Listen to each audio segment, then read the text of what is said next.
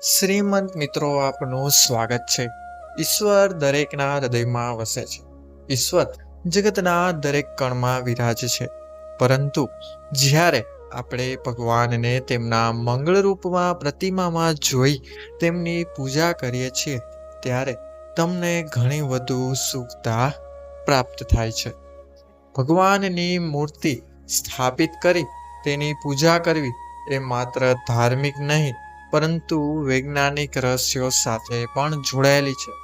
મિત્રો, જ્યારે આપણે પ્રતિમામાં આપણા આરાધ્ય દેવને નિહાળીએ છીએ ત્યારે આપણું મન અને મસ્તિષ્ક સમગ્ર તરે ભગવાન માટે સમર્પિત થઈ જાય છે.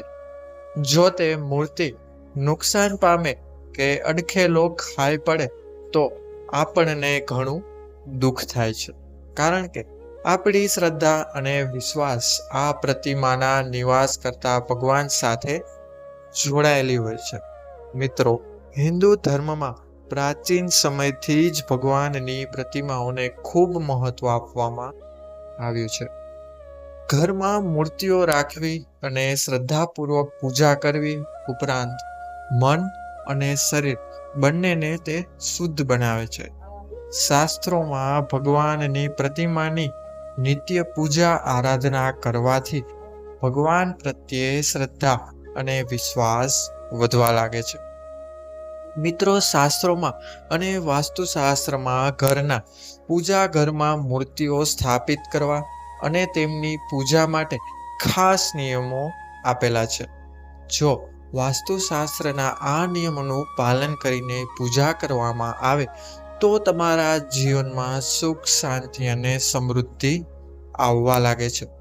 મિત્રો, પૂજા ઘરમાં મૂર્તિઓ સ્થાપિત કરવા માટેના ચોક્કસ નિયમો છે જેના વિશે આપણે જાણકારી મેળવી. નંબર 1 છે ગણેશજીની પ્રતિમા. મિત્રો, પૂજા ઘરમાં માત્ર એક જ ગણેશજીની મૂર્તિ હોવી જોઈએ. ક્યારેય નાચતા કે ઊભા ગણેશજીને રાખવા ના જોઈએ. બેસતા અવસ્થામાં અને આશીર્વાદની મુદ્રાવાળી પ્રતિમા રાખવી તે શુભ માનવામાં આવે છે.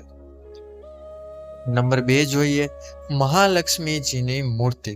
મિત્રો, બેસતી અવસ્થાની કમળ પર વસેલી મહાલક્ષ્મીજીની મૂર્તિ રાખવી જોઈએ. ઊભા મહાલક્ષ્મીજીની પ્રતિમા ક્યારેય મંદિરના પૂજા સ્થળમાં અથવા તો ઘરમાં ના રાખવી જોઈએ. નંબર 3 હનુમાનજીની મૂર્તિ. મિત્રો, હનુમાનજી ઘરમાં ક્લેશ દૂર કરે છે. બેસેલી અવસ્થાની મૂર્તિ રાખવી તે શુભ માનવામાં આવે છે. જો ઘરમાં હનુમાનજી હોય તો નકારાત્મક શક્તિ પ્રવેશ કરી શકતી નથી. નંબર 4 છે શિવલિંગ.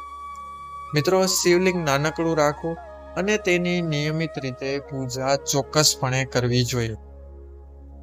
જો આ શક્ય ન હોય તો ભગવાન શિવ, માતા પાર્વતી અને ગણેશજી સાથે હોય તેવી મુખ્ય મૂર્તિ રાખવી જોઈએ. નંબર 5 શાસ્ત્રના વિશિષ્ટ નિયમો. મિત્રો, પૂજા ઘરમાં રાહુ, કેતુ, શનિદેવ અને માતા કાળી એટલે કાલીમા જેવી ઉગ્ર મુદ્રાવાળી મૂર્તિઓ રાખવી જોઈએ નહીં. મિત્રો, વાસ્તુશાસ્ત્ર મુજબ દિવંગત પરિજનો કે સાધુ સંતોની તસવીરો પૂજા ઘરમાં ના રાખવી જોઈએ. પૂજા ઘર માટે વાસ્તુશાસ્ત્રના નિયમો જાણીએ. નંબર 1 છે પૂજા ઘરની દિશા. મિત્રો, વાસ્તુશાસ્ત્ર મુજબ પૂજા ઘર ઉત્તર પૂર્વ એટલે કે ઈશાન દિશામાં હોવું જોઈએ. આ દિશામાં સૌથી વધુ સકારાત્મક ઉર્જા રહે છે. ત્યારબાદ નંબર 2 છે મિત્રો સફાઈ. મિત્રો, પૂજા ઘરને હંમેશા શુદ્ધ રાખવું જોઈએ.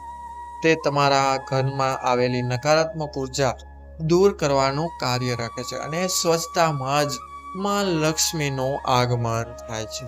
મિત્રો, આ નિયમોનું પાલન કરવાથી ઘરમાં પવિત્રતા અને શાંતિની સ્થાપના થાય છે.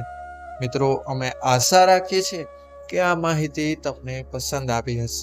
આ એપિસોડમાં જોયું કે કઈ વસ્તુ અને કઈ મૂર્તિઓ મંદિરમાં કઈ રીતે રાખવાથી તમારા જીવનમાં સુખ શાંતિ બની રહે છે અને તમારા જીવનમાં નકારાત્મક ઉર્જા પ્રવેશતી નથી.